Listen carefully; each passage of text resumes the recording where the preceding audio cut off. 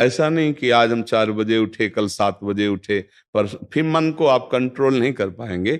मन के लिए एक दिनचर्या होनी चाहिए कि हमको 10 बजे सोना है, 4 बजे उठ जाना है, तो फिर 4 से 4:15 नहीं होना चाहिए, 4 बजे उठ जाना, ऐसा नियम बना ले। और उठ करके हमको थोड़ी देर नाम जप करना है, थोड़ी देर हमें वाणी जी का गायन करना है, थोड़ी देर हमें ध्यान, एक अपनी दिनचर्या। फिर हम अपने संसार के कार्य के नियम, जो संसार के कार्य हैं, उनको भी करते हुए भगवान को समर्पित करें। जैसे जो पद में है, जो आपको राष्ट्र सेवा मिली है, जो आपको समाज सेवा के पद मिले हैं, या आपको जो घर की सेवा के कार्य मिले हैं, उनमें बहुत धर्म पूर्वक आचरण होना चाहिए। अगर आप अधर्म आचरण करते हैं, अपने पद का दुरुपयोग करते हैं, तो आप सुबह जग करके थोड़ा माला चला लीजिए, फिर भी आपका कल्याण नहीं होगा, क्योंकि आप अपने पद का, अपने सेवा का दुरुपयोग कर रहे हैं। जैसे हम जानते हैं कि अधर्माचरण है, ये अधर्मी है, हमें पता है दोषी है, और वो हमको कुछ धन दे देता है, और हम उसको मुक्त करवाने की बात सोचते हैं, और जो निर्दोष है उसको फंसा देते हैं। अब तुम चाहे जितना माला चलाने की कोशिश करो या दान पुण्य करो, वो तुम्हारा अधर्म आचरण, वो अधर्म का धन तुम्हें सतमार्ग में नहीं जाने देगा। नियम लेना चाहिए कि जिस पद में है, जिस धर्म में है, जिस कर्तव्य में है, चाहे कुछ भी हो जाए, हम अपने कर्तव्य से विमुख नहीं होंगे। जितना जप महान है, उतना ही कर्तव्य महान है। दोनों बातें समझना है। माला फेरा और इसके बाद बेईमानी, अधर्माचरण, इनका कोई नियम नहीं है कि हमें कैसे चलना है, तो वो माला काम नहीं कर पाएगा, क्योंकि उसका तभी सत्य भाव माना जाएगा माला जपला जब धर्माचरण है। धर्माचरण नियम से। बोले वो बड़े कट्टर नियम वाले हैं, उनको घूस नहीं, आप उनको भयभीत करके नहीं काम करवा सकते, प्रलोभन में काम नहीं करा सकते। ये हमारी गृहस्थी है ना, तो गृहस्थी के पालन के लिए धन चाहिए, और धन के लिए हम धर्म को आगे रखें, धन को नहीं। धर्म को, हमारा कर्तव्य क्या, प्रायः जैसे पूज्य बाबा ने कहा, आज हमारे देश में बहुत दुर्दशा हो रही है। दुर्दशा हो रही, क्यों? क्योंकि सब अपनी जगह से गलत हो रहे हैं। अगर अपनी जगह हम ठीक रहे तो हमारी दुर्दशा नहीं होगी, हमारा भजन कम होगा, लेकिन हम धर्म से चल रहे हैं तो हम विजयी होंगे। हम भगवान को प्रसन्न कर सकते हैं, क्योंकि हमें जो कार्य मिला है वो भगवान का ही कार्य, सृष्टि भगवान का कार्य।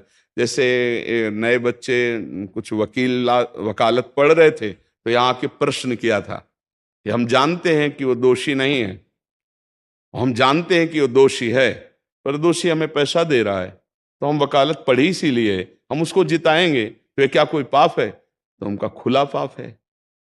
बोले नहीं, हमारी कोई ऐसा कंपनी दो, ऐसा कुछ बोले कि हमारी कंपनी को ये सिखाया जाता है, तो हमको तो ये करना ही होगा, अगर नहीं करेंगे तो हमारी वकालत का मतलब क्या रहा? तो नहीं, वकालत का मतलब अधर्मी को मुक्त करवाना नहीं है, वकालत का मतलब अधर्मी के सबूत एकत्रित करके उसको दंड दिलवाना है, और धर्मात्मा को मुक्त करवाना है। अब इसके लिए आपके पास अर्थव्यवस्था अगर कमजोर भी है, तो धर्म व्यवस्था आपकी पूरी है। धर्म व्यवस्था ठीक है तो परिवार स्वस्थ रहेगा, सुखी रहेगा, भगवान आप पर प्रसन्न रहेंगे।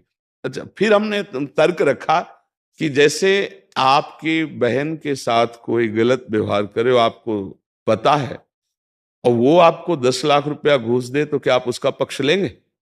नहीं, तो फिर दूसरी बहन के साथ किया है।